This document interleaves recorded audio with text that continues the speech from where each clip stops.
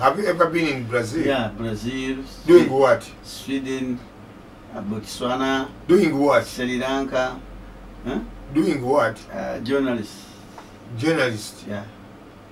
I'm a professional journalist.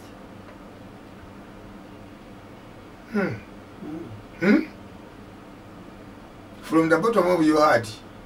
Huh? From the bottom of your heart you change the world. I'm a professional. Profession. In Africa, I'm a #1 journalist. In Africa? Yeah. The students are listening to the big man in the house. Yeah, man.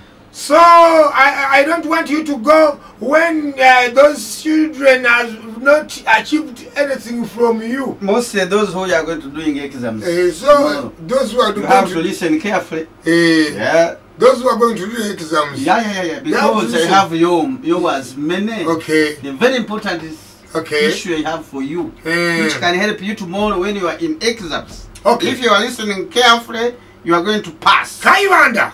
the exams. Kaibanda. Yes, sir. Give me 2 characteristics of living things. 2 what? Characteristics of living things. The 2 characteristics of a living things. Yes. Yes, of course. Let's be. Sasa, you know my lecturer was a Swahili man.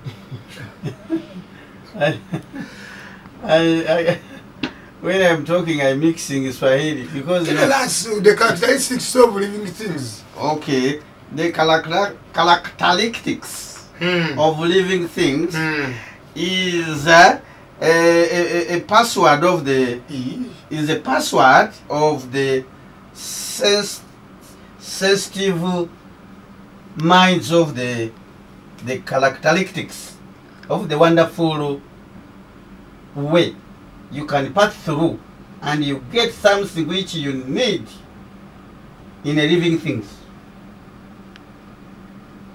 You can't get something which you want without any organizing something which is a living things.